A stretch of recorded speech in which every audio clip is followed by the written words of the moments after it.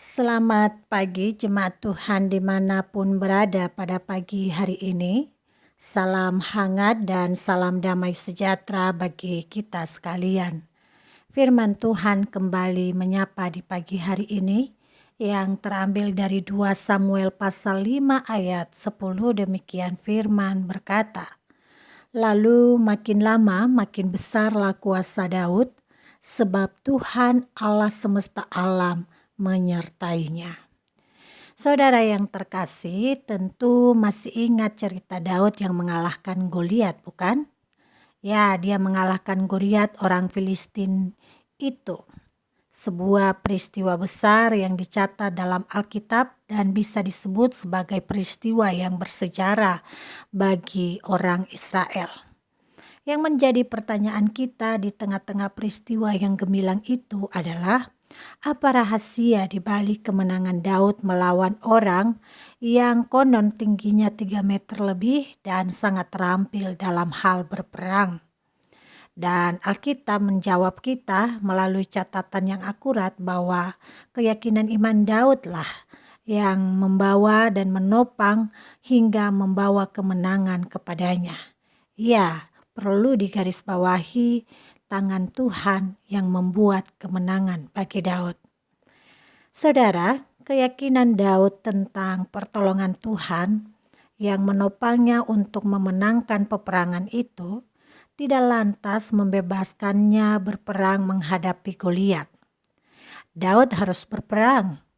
Tak pelak lagi peristiwa ini mengangkat nama Daud menjadi tenar dan ia disegani baik oleh lawan maupun kawan. Kalau kita baca keseluruhan kitab Samuel pasal 5 ayat 1-10, dikisahkan bahwa Daud telah menjadi raja atas seluruh Israel, dan raja bukan karena warisan, melainkan karena raja yang mampu menaklukkan lawan. Sejak saat itu, di ayat yang ke-10 dikatakan, makin lama makin besarlah kuasa Daud, sebab Tuhan Allah semesta alam menyertainya.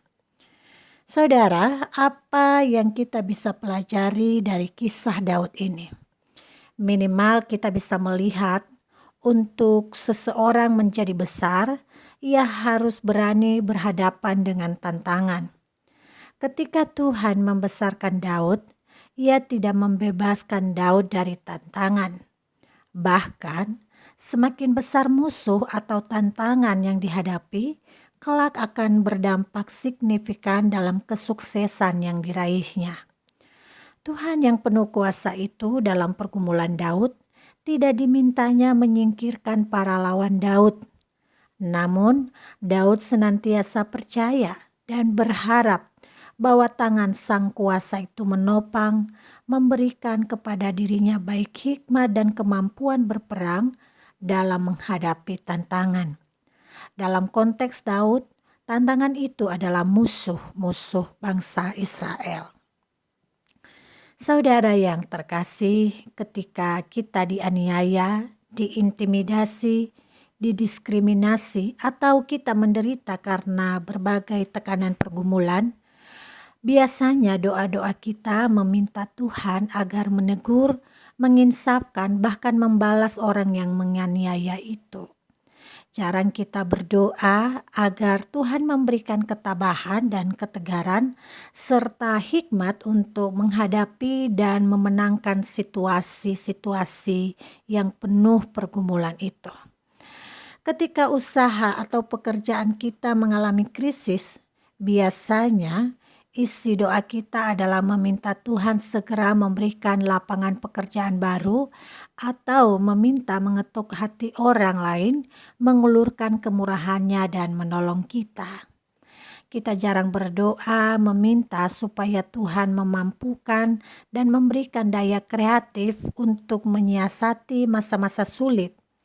Ketika kita sakit, isi doa kita kebanyakan minta Tuhan sembuhkan, bahkan memintanya mengangkat semua sakit penyakit dengan seketika.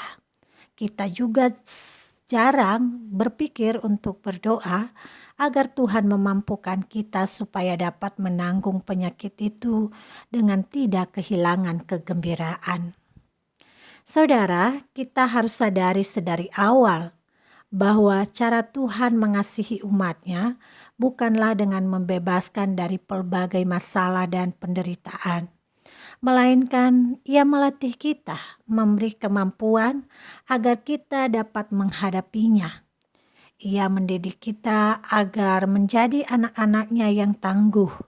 Dengan demikian, menghadapi hidup ini yang tentu tidak steril dari masalah, pergumulan, penderitaan, dan kesulitan hidup lainnya, kita lebih mengedepankan kuasa Tuhan yang mengampukan kita menghadapi pergumulan dengan ide-ide yang solutif dan kreatif.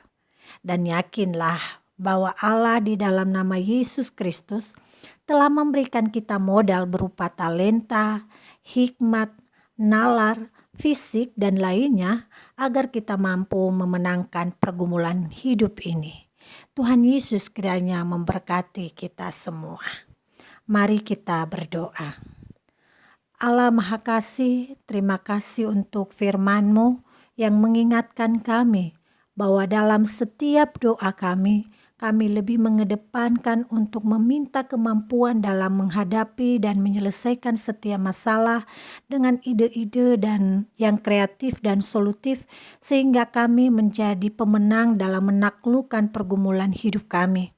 Kami percaya dengan pertolongan Tuhan, kami bisa melakukan yang terbaik sehingga kami tetap menjadi pemenang yang terus mengedepankan ketaatan, kekudusan hidup, dan jalan-jalan Tuhan dalam menyelesaikan segala permasalahan hidup kami. Hari ini kami mulai beraktivitas dengan segala pertolongan Tuhan. Kami percaya akan menjaga kami, menopang kami untuk menghadapinya dengan baik sehingga apa yang kami kerjakan, apa yang kami pikirkan terarah untuk memuliakan nama-Mu.